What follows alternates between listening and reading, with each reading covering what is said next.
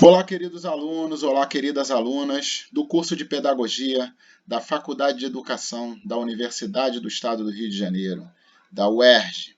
Estamos aqui, eu sou o professor Luiz Cláudio Palermo e estamos aqui para a nossa aula 3 do curso da sala 09, Ensino de Geografia e Ensino de História. O tema da aula 3 é uma discussão sobre culturas nacionais como construções realizadas por uma coletividade. Primeiramente, antes de iniciar, gostaria de lembrar vocês que, infelizmente, não estou conseguindo, por questões tecnológicas, adicionar a minha imagem nesta apresentação. Então, vai ser uma apresentação realizada via PowerPoint e com voz. Qualquer dúvida, vocês já sabem, temos o nosso chat semanal do módulo 3, que está sendo realizado às segundas e quintas, de 18 a 19h40. Vamos iniciar, então, a aula 3. O texto é do autor Stuart Hall. A perspectiva do autor é algo importante. Tá? Ele foi uma das figuras mais destacadas nos estudos culturais. Seus trabalhos figuram como importantes no campo de estudos sobre identidades, na medida em que valoriza as performances dos sujeitos, a atuação do sujeito no mundo, problematizando aspectos culturais que colocam problemas ou questões de poder sobre as ações dos indivíduos. Isso provavelmente pretendo que fique mais claro no transcurso da nossa aula. Então vamos ao desenvolvimento da aula. Desenvolvimento da nossa aula 3. Objetivo principal dessa terceira aula: refletir a respeito da cultura nacional como uma forma de arranjo que ocorre no âmbito das disputas entre as identidades envolvidas, não tem esse E aqui, perdão, na disputa das identidades envolvidas por questões de memória, representação social e relações de poder.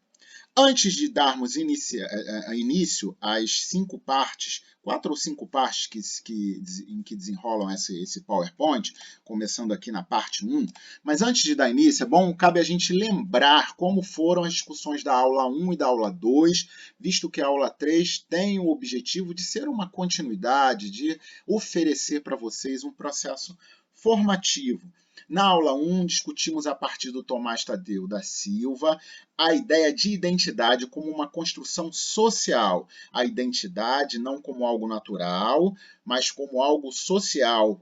A performatividade, ou seja, a ação das pessoas no mundo, que eu estou chamando de performatividade, ela só tem sentido de pensarmos as identidades quando ela entra em confronto com a diferença.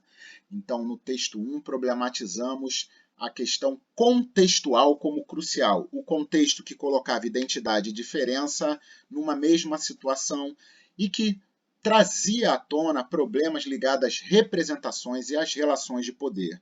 Ou seja, a pessoa vive num mundo em que existem códigos sociais nesse mundo que hierarquizam as identidades. A identidade X é mais bem vista do que a identidade Y. Enfim, então observamos na aula 1 o caráter social da identidade. Na aula 2, com o Pollack, problematizamos e aprendemos um pouco mais sobre a importância da memória na construção de identidade. Colocamos dentro da perspectiva social o caráter histórico, o processo histórico de formação da identidade, né? Que é dado pela lembrança que as pessoas têm e a forma como as pessoas e os grupos valorizam as suas lembranças. Portanto, a forma como os grupos valorizam suas lembranças é primordial para a gente compreender como as pessoas formam, constroem, valorizam as suas identidades. Na aula 3, a gente vai pegar este exemplo, tanto do Tomás Tadeu da Silva quanto do Pollack, ou seja, tanto do caráter social quanto do caráter da memória. A gente vai incluir, a gente vai fazer uma análise da identidade a partir de um exemplo, que é como a gente está colocando ali, aqui, ó, a cultura nacional. A gente vai usar a ideia de cultura nacional, ou seja, de identidade nacional, para fazer um exercício analítico. Então vamos lá, nossa apresentação está dividida, se eu não estou equivocado, em 5 partes. são 5 ou 4, mas eu acho que são 5 partes, gente. Vamos lá. Parte 1. Qual é o ponto de partida histórico do autor? O autor vai dizer que as identidades nacionais, elas vão surgir, a ideia de pertencimento nacional vai surgir ou vai ser colocada em outro patamar a partir do século XIX. Então vejamos o que fala aí, o que aponta o slide. O século XIX é um período importante, um período contemporâneo para as sociedades ocidentais. Nessa fase, aí, Stuart Hall vai dizer, o sentimento de pertencimento antes do século XIX baseava-se mais nas identificações e lealdades à religião, à região que a pessoa vivia, ao povo, entre outros. A partir do século XIX, uma das principais questões que passam a fazer parte da ideia de identidade é a cultura nacional. Vimos isso no texto do Hobsbawm, apresentado no módulo 1 pela professora Verena, o quanto foi importante no século XIX, o quanto foi historicamente bastante utilizado, melhor colocando, a questão da cultura nacional como uma forma de dar sentido às identidades nacionais e à formação dos Estados-nação no século XIX. No módulo 1, nós discutimos isso, a professora Verena discutiu isso a partir da perspectiva do Brasil, brasileira. A gente viu lá a análise do quadro que ela fez, da primeira missa, enfim. Então, é o século XIX que é crucial para a gente pensar a emergência da cultura nacional como um sentido para as identidades nacionais. Vamos ver aqui agora uma linha do tempo que nos ajuda a posicionar o argumento do Stuart Hall, autor que agora nos é caro na aula 3, que estamos usando na aula 3. Então a linha do tempo nos mostra aqui, ó, tá vendo em roxo, o século XIX como algo primordial aqui, ó, século XIX como algo primordial numa mudança, ó. O que ele está querendo dizer aqui, antes do século XIX, estão vendo a setinha aqui, o sentido para a direita, mostra a linha do tempo. Então, vimos aqui, antes do século XIX, as formas de identificação, em geral, eram as lealdades à região, religião, tribos, povos, etc.